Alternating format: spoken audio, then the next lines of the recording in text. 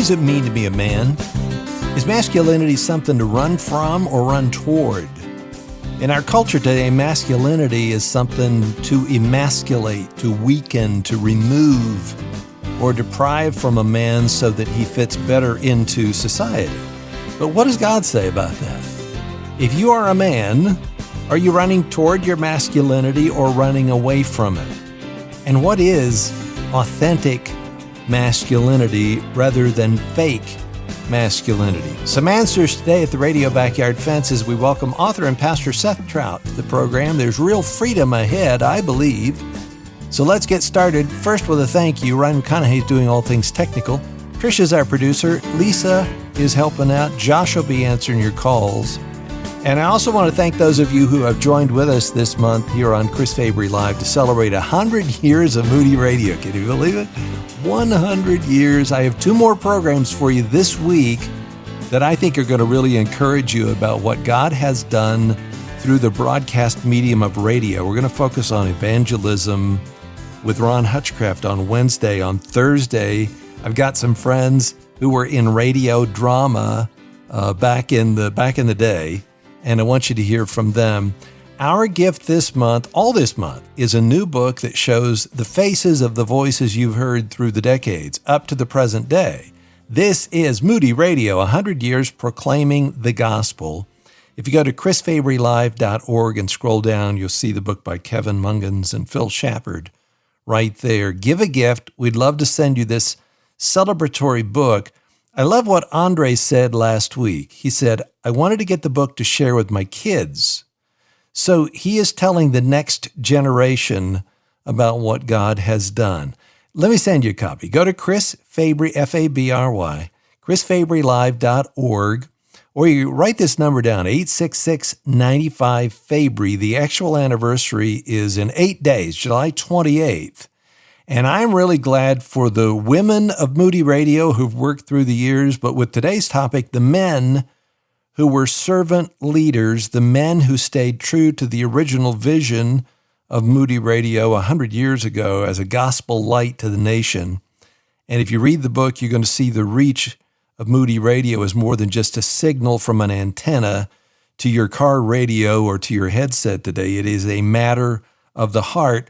And really what I think one of the part of the secret sauce of Moody Radio is to be able to tell you about some things, resources that you might need or somebody you know might need that you might not know about any other way.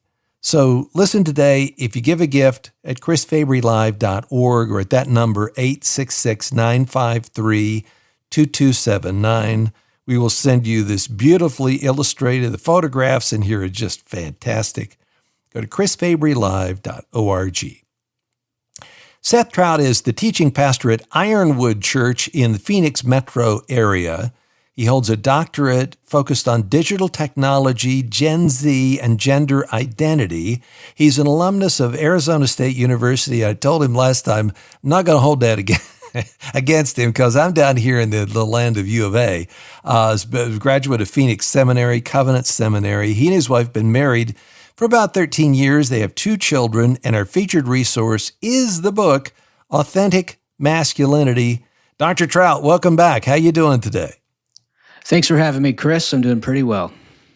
I'm so glad to talk with you about this because over the weekend I was seeing all of this news, all the news stories that come about the Tate brothers and what's going on there and the way that they lived their life and now they're in trouble.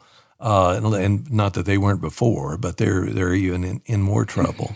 And so you see that going on in the culture, and then you also see the toxic masculinity and the pushback toward that.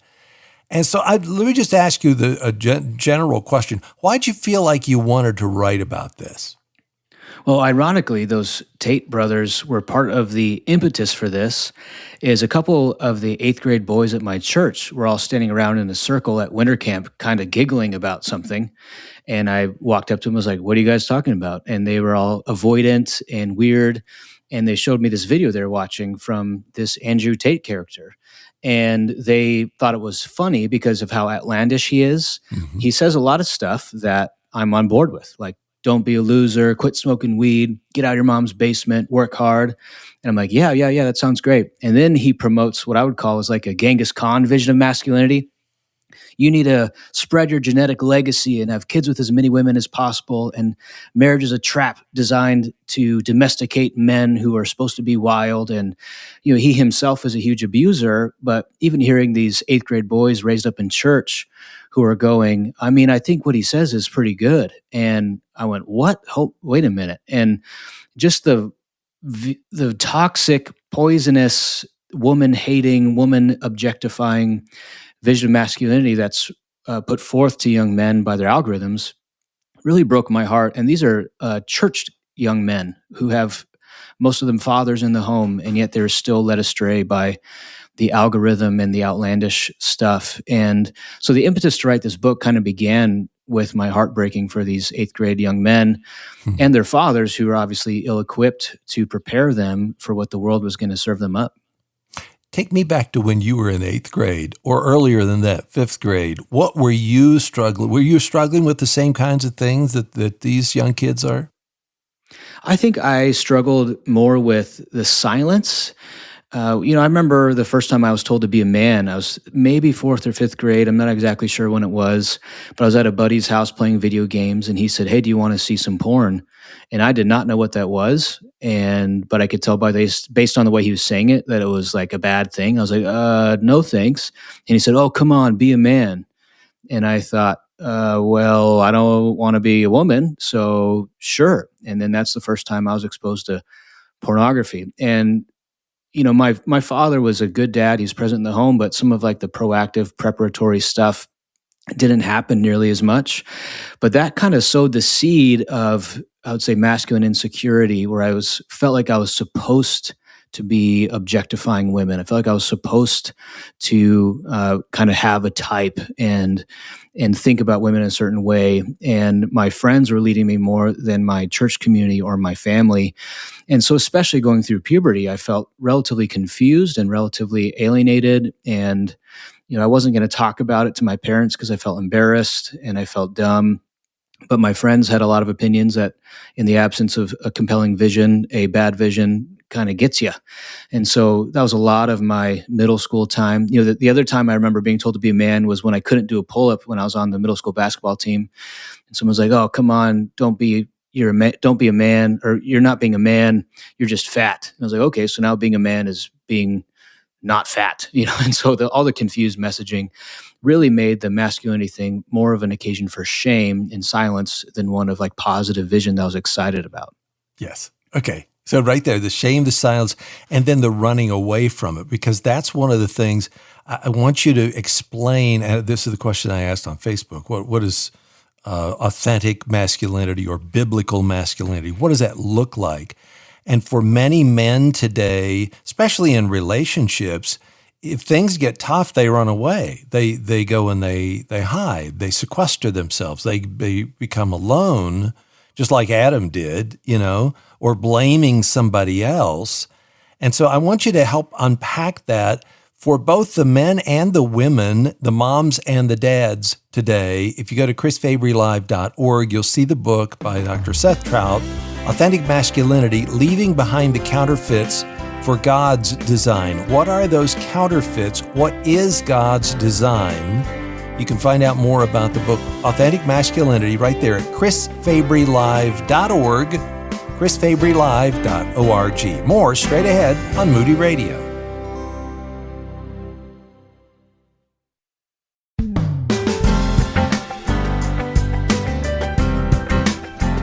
I asked on Facebook, what does biblical masculinity look like? How would you describe it? Barbara says being Christ-like, putting his relationship with God first in his life, pursuing godliness, love, righteousness, growing in the fruit of the Spirit, being responsible for and to his family, honest, upright, hard-working employee, gentle husband, loving father, good neighbor, and faithful witness. Now, that's not a bad answer right there. But Seth Trout has taken more than 100 pages here to describe what he sees as authentic masculinity, how to leave behind the counterfeits for God's design. and one of the major components of this is we need men to be authentically masculine, and we're going to talk about that today. And if you have a question or comment, 877-548-3675. 877-548-3675. I want to ask you about this, Seth. This just happened this weekend. I got a phone call. I had a voicemail and then a phone call, and I called back, and it was like this: here's an opportunity for you, Chris, to do something. And I have been and may always be kind of this striver, this achiever, a person who looks for validation from the external, from, tell me I'm good at what I do, and et cetera, et cetera. You wouldn't be in radio if you didn't have some of that in your blood. And so I got on this phone call and I heard about this, this is a great project, et cetera, et cetera. And I got off and I wasn't doing badly that morning, but after that phone call, it was like, wow, I felt on top of the world. I just felt so validated and so wanted and so needed and, et cetera, et cetera.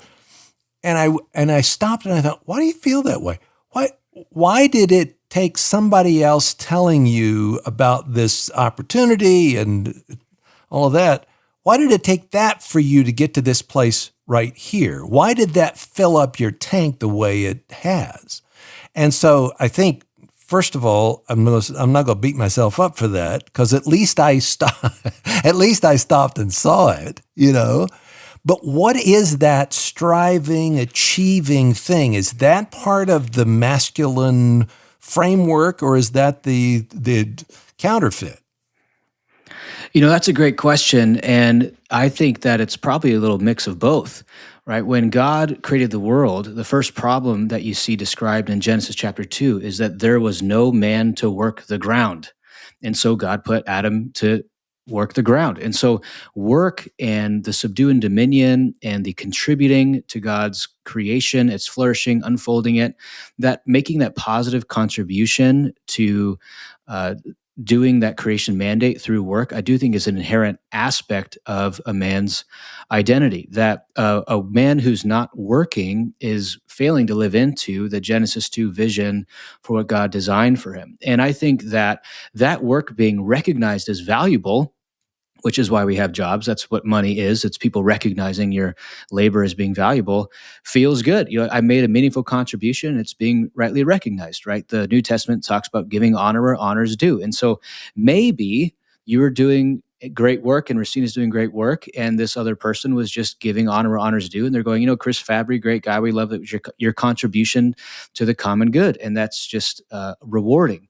On the other hand, I do think that the most important aspects of our identity are given to us by sheer grace as we're adopted as sons of God, and the fact that that is a not works-based identity marker, and that should be the bedrock of our security. And so there's this role of son that we do have to inhabit that should create a unwavering security regardless of circumstance, but there's also this role we inhabit as worker that is the holy and good desire to steward our gifts in a way that serves and blesses other people, that should be meaningfully and rightly acknowledged from time to time. So without getting into a full counseling session on the parsing your heart, I want to say, I'm not fully against or fully for all of that, but my inclination is to see that more positively than negatively. I think that a lot of men view work as just a curse they have to deal with, but no, work is a blessing that comes with curses. That's the Genesis 3 part of our work. What about being a pastor? What pitfalls can you fall into that mirror what I've just described? Well, I think when we get into people pleasing, wherein we are more controlled by the fear of man and their opinions over against the fear of God, that is when you are in a really bad place. The book of Acts, when the apostles say we must obey God rather than men. If I'm a pastor and I'm just itching ears or tickling ears, telling people what they want to hear so that I can have their positive feedback, like there is an aspect of every man's job, especially as a pastor, but in other jobs as well, where you have to do the hard thing. You have to disappoint the people. You have to tell people the negative critical feedback. And so if it's all positive feedback all the time, there's probably an aspect of the character of Christ that we're lacking in our spirit, in our soul, that he's able to let the rich young man go away sad. He's able to confront the Pharisees and create enemies because he's standing with the Lord. And so a pastor like me in particular, if I'm only getting flattery, I need to be really nervous about that. But if I'm being encouraged for my good work, but every now and then I'm having to burn a bridge for the purity of the church, then so be it. And I'm going to let the smile of God shine brighter than the smile of people who want me to do ungodly things or suppress the truth and unrighteousness. You beat me to the story. That was exactly the first one, the rich young ruler. It's like Jesus and looked at him and loved him. And he really cared for this guy, and he let him walk away. Just like the parable of the prodigal son, the dad, the perfect dad, the loving father, allowed his son to take and squander. It allowed him to go and didn't run after him. So that's very good. Here's the other question that I wanted to ask you when you talked about masculine inferiority, when you couldn't do the pull-up. Now, these were kids that were running up, jumping, grabbing a hold of the net on the basketball rim and pulling themselves up, which if the coach was around, they'd start throwing basketballs at you to do that. Don't you do that, kids? But you couldn't do that. And I look at your pictures now. I've seen you on different podcasts, and it's like you're in really good shape, unless in the last month something has gone south. How long was it for you in that middle school basketball season when you were overweight? How long did it take you to shed those pounds, and did you base your masculinity then on that? Yeah, I'm not sure if I was ever flirting with clinically overweight, but I was definitely weak and undeveloped. I think that the season of puberty, it's just a season of feeling awkward in your body, and different things grow faster than other things. And I think that's why a lot of people, Eugene Peterson makes this point in his book on parenting, like Do Your Youth. He says the reason most people have trouble relating with middle school men and women is because they've all successfully repressed all their terrible memories of the times from when they were in middle school.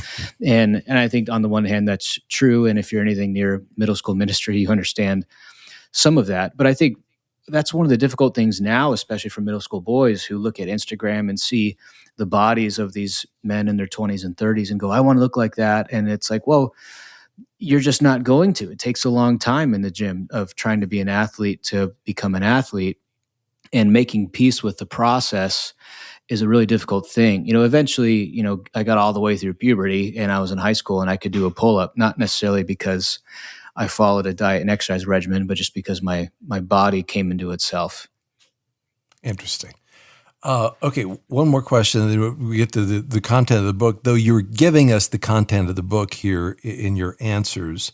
I'm wondering if you can help us out with, you say this book is for men who want to know what it means to be a biblical, masculine man. It's for dads who want to grow with their sons. This book is for women who want to know if their boyfriend is husband material. It's for moms who want to help disciple their sons. This book is for pastors and youth leaders who want to speak with confidence into the world of counterfeits. So what is the main counterfeit, not out there in society, not the Tates, but what's the main counterfeit to true, authentic masculinity that you see in the church? Well, I think the main counterfeit within the church would be a version of androgyny. So that word is like androgynous, the gender neutrality myth, this idea that men and women are inherently interchangeable. I think within the church, there's this big reaction appropriately against the toxic kind of super patriarchal, right-wing, hyper-masculine stuff. And what is promoted within the church is we all just want to be like Jesus. And I want to say yes and amen to that. But when I ask most Christians, how are men supposed to be like Jesus in a way that is maybe different than a way that women are supposed to be like Jesus, it kind of goes silent and crickets start to happen in most Christian circles. I do think there is like a nervousness created by some of that progressive pushback within the church to speak with clarity about the design for fathers and mothers and husbands and wives and the unique responsibilities that God assigns to men. And so I think more that silence and gender neutrality or interchangeability of the sexes is something that has crept into the church a lot over the last 50 years, especially with the rise of third wave feminism. Okay, so and even the worship songs that we sing, if you don't sing hymns anymore, the worship songs that we sing have been somewhat, at least somewhat, I think everybody would agree with this, feminized about loving Jesus. There's not a whole lot of masculine Jesus in those songs that we sing. Would you agree with that? Yeah, the book of Jesus, or the book of Revelation, Jesus, who comes back to slaughter his enemies, is kind of a taboo worship song genre, but I imagine that would be an inherently more masculine rendering of some of those tunes. I love what C.S. Lewis said, gentle Jesus, my elbow. He was not. When you see Jesus coming up against these people who have the power to take his life, though they didn't have the power, God had to give it to them, allow them to. When you see against the Pharisees and the Sadducees and all of Rome, you see him standing straight with a strong backbone and not backing down, calling them these names, whitewashed sepulchres, et cetera, right?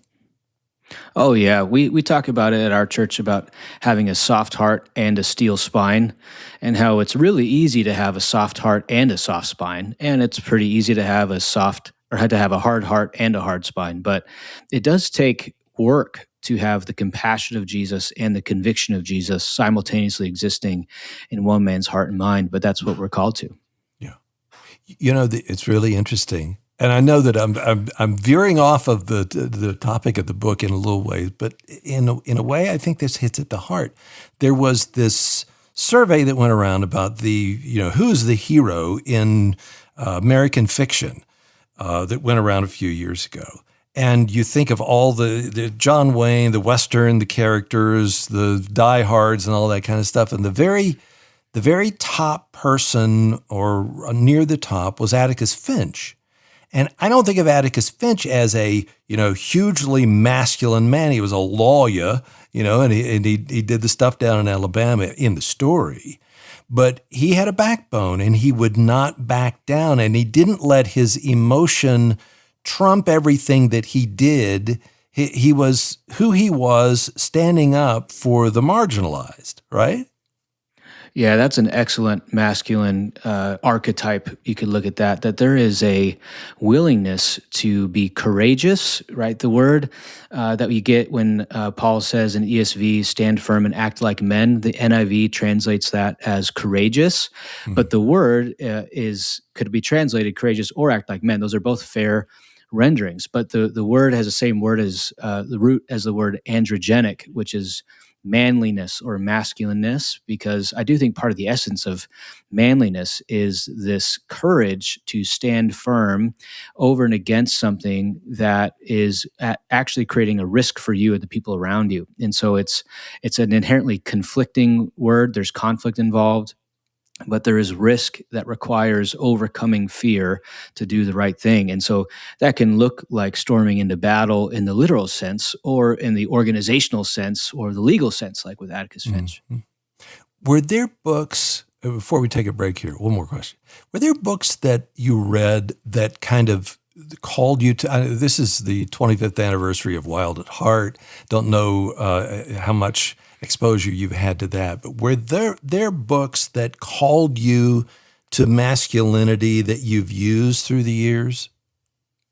Yeah, I read Wild at Heart when I was in high school, and it was exciting to me. An adventure, a damsel, go out, and it kind of felt like I wanted to go be out in nature. It definitely made sitting in a cubicle sound awful. I remember that in high school. But a lot of it was reading the book of Acts and seeing Peter go from being this coward who's denying Jesus to a little servant girl to this man standing up in front of the Jews saying, "You killed the author of life. Repent now," or be in a bad way. And seeing the transformation of these relatively young men and the disciples, that I felt like there was some virility there, some edge there that I found my heart captivated by what God could do through men who gave their heart to God. Yes. And that's the secret sauce right there. It's through the power of the Holy Spirit and the conforming of your will, your intellect and your will to what God wants for you. That's what authentic masculinity, that's the process that you go through. And if you go to chrisfabrylive.org, you'll see our featured resource right there, the book by Seth Trout. There's 3 T's in Trout, Troutt, Authentic Masculinity, Leaving Behind the Counterfeits for God's Designed, our featured resource at chrisfabrylive.org. I want to hear your response to the conversation today. We're going to get more into the book when we come back from a break. 877-548-3675 is our number. More straight ahead on Moody Radio.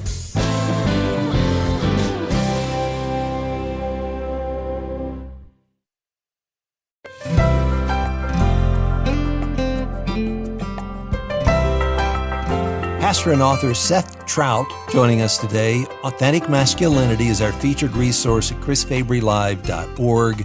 You would think that this is just a book for men, but it's not. It's for everybody. It's for all ages. Things to understand about how to achieve authentic masculinity, and it is a process, and we're going to talk about it today at the back fence. I want to ask you, Seth, there are 4 questions basically that you formed to lead us into this, the pyramid. Take us through those 4 questions and the virtues. Yeah, this first part of the book is really about what a man ought to be like, what comes with him when he moves into a room, how do other people experience his character, his disposition, his personality. And I first started developing this because I was just recognizing, even going back to the Andrew Tate guy, sorry we keep bringing him up, but people are saying that he's like excessively masculine. And I'm going, absolutely not. He's insufficiently masculine, because what I understand masculinity to be is being this mix of characteristics and virtues, and he lacks all of them. And so lacks the masculinity. He doesn't have too much of it. And what exactly does he lack? Well, the base of this pyramid is humility. Man is not God. He's located, limited, finite, sinful, that he needs grace, that he's a creature, not a creator. And so when we rightly understand that man is not God, the proper response is to develop a characteristic of virtue, of humility. But then you go up a rung and you go, well, man's not just like the other creatures either. He's different than the animals. He's not someone who is just ring, bell, drool. Like, there's moral vision here. There's the capacity to order our loves and to say no to lesser desires in favor of greater desires. And so man's not an animal. So he should have discipline, that we can discipline our desires and we can work on them and we can order them. But then he's not just a human, broadly speaking, but he's actually not a boy. And so a man's not a child. A child needs to be taken care of, needs to be mothered, can't have responsibility for himself. And so man's not a boy. He should have responsibility. He should not blame shift. He should not avoid responsibility, but seek it out and seek to grow in it, both taking responsibility for himself, but then also the capacity to care for other people as his umbrella expands. And then man is not a woman, that male and female are fundamentally different in every cell of our bodies. They're masculine or feminine, male or female. And 1 Peter 3:7 says that men should show honor to the woman as the weaker vessel. And they are the co-heirs of grace with us. And so we're equal, but we're not equivalent. And that disequivalence means that we have this additional responsibility of showing honor to women as the weaker vessel. And I call that chivalry. I like that old medieval word that's about stewarding our strength for the benefit of others, not for selfish gain. So it's more than holding the door open. It could be holding the door open, but it's more than that. It's deeper than that, right? Yeah, there's obviously like the surface level applications, which tend to reveal a different pattern of thinking that I think is good. I want to walk on the street side. I want to open the door for my wife. But more than that, it's about being considerate of my wife, considerate of my kids, going, how can I protect and intercede and intervene? When Adam is put in the garden in Genesis 2, he's put there to serve and keep, or that could be translated work and protect. That there should be an interventionist flinch I have to protect the people around me, and both from their own folly in my children's sense, but also just from external forces that seek to get in their way. Adam's passivity when Eve is being tempted is the first failure of chivalry. And I want to understand that as a husband, I'm the head and I'm meant to represent the way that Jesus uses his authority in the church to lay my life down and to serve and care and to leverage my strength such that my wife flourishes, not causing her to be a servant of me, but causing her to be the best version of herself she can be, because I'm creating an environment where she's going to thrive. All of these are interconnected, though, and they build on each other, the humility being the base. You can't have the discipline that you need or show the chivalry at the very top unless you have the humility at the beginning to see yourself who you are compared to God, right? Oh, absolutely. And I think the Beatitudes have a similar structure. The first one is, blessed are the poor in spirit. And I think when we come to God with a poor in spirit, nothing in my hand I bring, simply to the cross I cling, ethos, that creates a disposition of curiosity and teachability and kindness and love that plays out in all these other virtues and in all the other roles. Talk specifically to moms who are listening, who have young sons or could be teenagers now, that whole idea of discipline. How do moms thwart authentic masculinity in their sons, or how can they? Well, I think at a young age, my son is 6, which is the age that the kids were in the famous marshmallow experiment. They gave a kid a marshmallow and said, if you don't eat this for a whole minute, you can get a second marshmallow. And this small capacity delay gratification for the purpose of a greater vision, that was a predictor. They did a longitudinal study that 30 years later, the kids who had the capacity, even at the age of 6, to delay that gratification were far more successful by virtually every measure 30 years later into their mid-30s. And so moms working with little kids, teaching them about greater and lesser desires, right? My son wants a donut. Okay, that's great. But we have a football game later. What would be better to eat so that you can play better at football later today? Okay, maybe we'll do eggs and bacon and a bagel. That'd be better for you. And so trying to help them go, wanting a donut is good, but what's something better we could do that'll set you up for success later today? Obviously the returns on investment are shorter when the kids are little, but trying to help them think through these greater and lesser desires in small choices throughout the day is really formative and actually sets a trajectory for their life in a big way. That 0 to 6 age is really important in helping people understand the nature of desire and the role that they have in having agency and disciplining those desires. What's the number one thing you see dads failing to do to give this, to show this kind of authentic masculinity to their sons? I think it's really age appropriate and different in the various seasons and stages of life. Big picture speaking, the number one thing I think dads fail to do is they let the world beat them to the punch on having key and crucial conversations in an ongoing way. Like, you don't want your kid to find out what sex is from their friend in 3rd grade.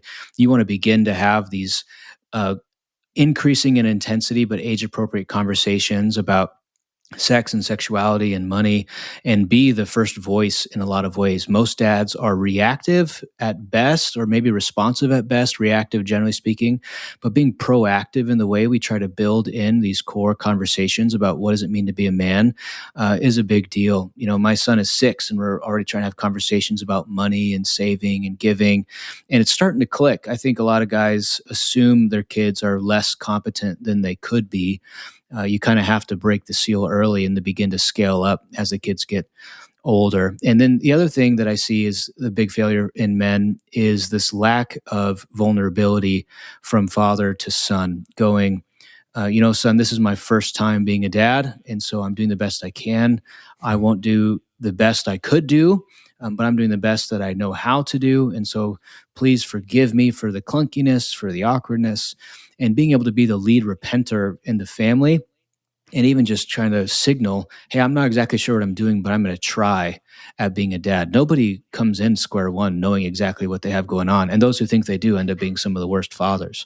And so I think being the lead repenter and trying to recognize and paint a picture of yourself as being in process is a big deal as kids are little. I also think there's the striving that I mentioned earlier. So if you're trying to make a name for yourself and you're trying to get ahead and working really hard and working too hard in some ways, the 14th hour at work never did anybody any good, it's presence. It's just, you're not there you don't have the conversations because you're not there. You're not keyed in. You're not connected. And the other thing that I see, I've seen it in myself and I've seen it in other men, especially in marriage, is just tell me what you want me to do. Tell me how to be chivalrous. Give me a list of things that I can check off here to make sure that I'm okay, so that I feel validated and I'm masculine enough for you. And that is a dead end. That's ceding control of your masculinity to somebody else. Yeah, if you wait for your wife to tell you how to be a husband and how to be a father, you are rehearsing the sin of Adam on passivity, right? The most important thing, if you don't actually know what to do, is to sit and pray and be quiet before the Lord, ask Him to lead you, and devote just a little bit of creative planning will go a long way on your date nights and on your fatherhood. And if you really get stuck, go and find a man 10 to 30 years older than you at the church who's doing a good job and say, can you help me out? Because older men teaching younger men is part of the Titus 2 vision that we should see. And it's not really a wife's job to teach a husband how to be a husband or how to be a father. You really want to go seek out that mentoring from men. If you got the vulnerability problem, you're not going to do that. You're too scared to do that. Yeah, and that's where I think we have to ask ourselves the question, is my identity truly purchased and secure based on grace, or is it based on performance? Because if my identity is only secure when I'm performing well, then I'm going to be permanently on the verge of insecurity or insecure. And if you lack the capacity to be vulnerable, there's probably something going on where you don't really believe that you're a son of God by sheer grace, by some mixture of performance and how your week went. And I think that there's a gospel problem there that you have to really deal with, and you may need some pastoral support trying to work that deeper into your soul. That's why I asked you about the pastor question, because if you depend on people sending you notes or even saying amen during your message, if that's, your success when you get the response that you really want and they say, great message today, Pastor, it changed my life. If that's the definition of success for you, then what happens when you preach a really hard message and people walk out and they're smarting a little bit, but you've been faithful to preach what was in the Word? That's a hard struggle, isn't it? Yeah, and I think there's always a dance, and we have to be both sensitive and considerate of the people around us, and appropriately inconsiderate of them as we seek to fear the Lord and be controlled by His designs in everything we do. And so we don't want to be like antisocial, who's just completely aloof to how other people are doing, but we also don't want to be controlled by this fear of man that is tossing us to and fro based on the polls and the popularity of whatever is happening in the day. And so we want to be connected to people, but not controlled by people, but we want to be connected and controlled by God. And that's obviously easier said than done. And there is a bit of a trial and error in working this out in our discipleship. This is really deep stuff today. And it's, as I said, for men and women, authentic masculinity, leaving behind the counterfeits for God's design. Featured resource at chrisfabrylive.org. We have a link for you right there. Go to chrisfabrylive.org. Our remaining moments with Seth Trout coming up straight ahead on Moody Radio.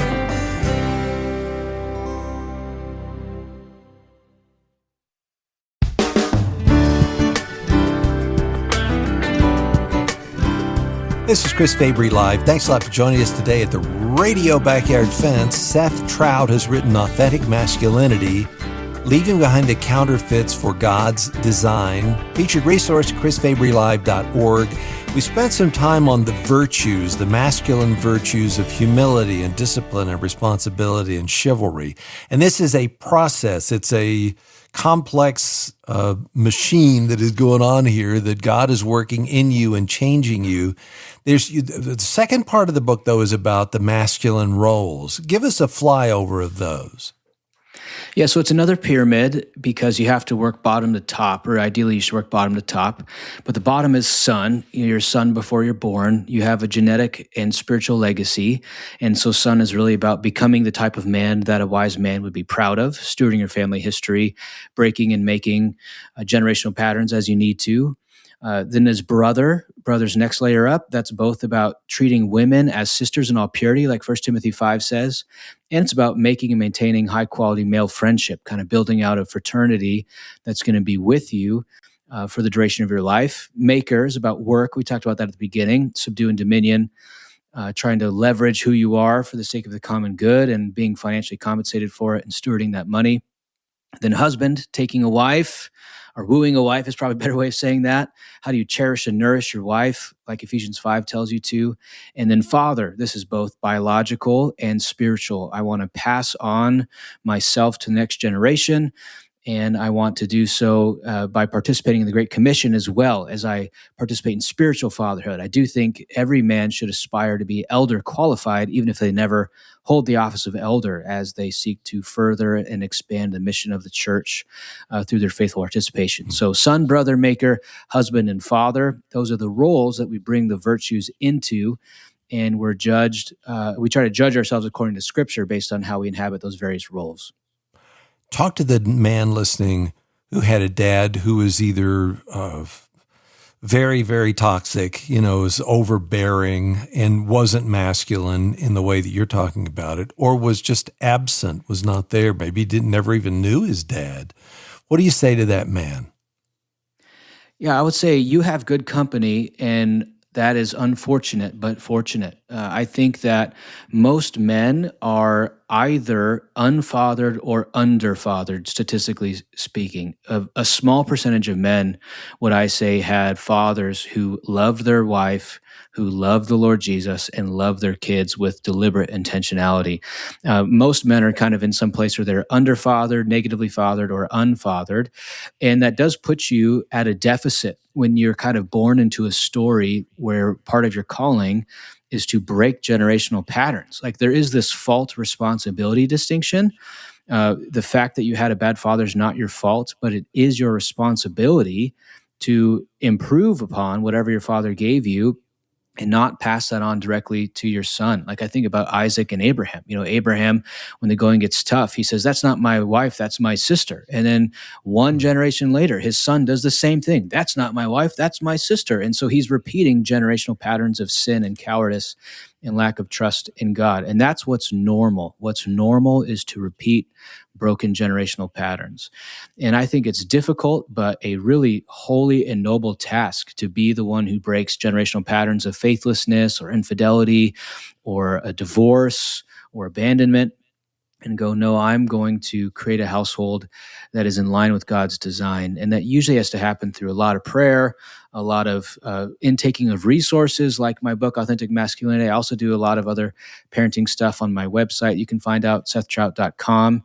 But mostly it's going to happen through acquiring to yourself a tribe of mentors, of men who are older than you that you can go to, like get lunch or coffee or things like that, and say, "Can you speak into my life in these various facets?" So that I do think it takes multiple father figures to replace a bad father. Rarely can you just go one for one, but finding father figures who will help you catch a vision for what your life could look like is a big part of that responsibility. A listener writes, "My husband and I are in our 60s. He has joined the Tate train, spends 11 hours a day watching YouTube videos in the manosphere. We've been separated for a year and a half and are looking at divorce. I'm having an incredibly hard time explaining it to friends in the Gen X and Boomer generations." What do you say to her? And my heart breaks for her. The fact that a man would allow himself to be colonized and conquered by such an evil spirit of the age is harmful, and it's disappointing, and it's truly disheartening. How do you explain it to other people? I mean, that's one of the difficulties is our sin doesn't just create shame for us, but it creates shame for others. And the embarrassment that a husband's sin creates is disheartening and deeply frustrating. The infidelity to God's design is destructive. What I explain to your friends is, the internet is a black hole and it can suck your soul right out of you almost. And that's happening to my husband. Please pray for him. Yes. And I hope if you're part of a faith community somewhere that pastors and elders can apply church discipline pressure to this man, because that is horrible. And I'm so sorry to hear that. Yeah.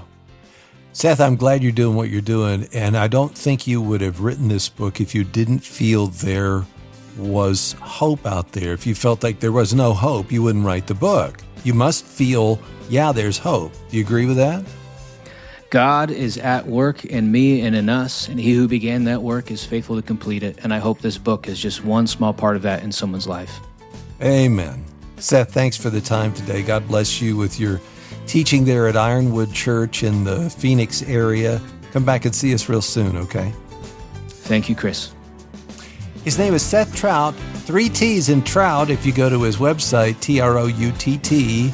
And we have a link at chrisfabrylive.org for that, for his resource today, Authentic Masculinity, Leaving Behind the Counterfeits for God's Design. Again, I think it's one of those resources that's going to not just explain or give you a checklist of, okay, I got to do this, do that, but give you a rounded view of the topic that is so ubiquitous in our culture, as we talked about here on the program today. Authentic Masculinity, featured resource at chrisfabrylive.org. Hey, one of my favorite people, Glenna Marshall's going to be back tomorrow. We're going to talk about when you're in pain and you're praying. How do you know God's heard your prayer if you're not healed? Let's talk about it right here on Chris Fabry Live, production of Moody Radio, a ministry of Moody Bible Institute.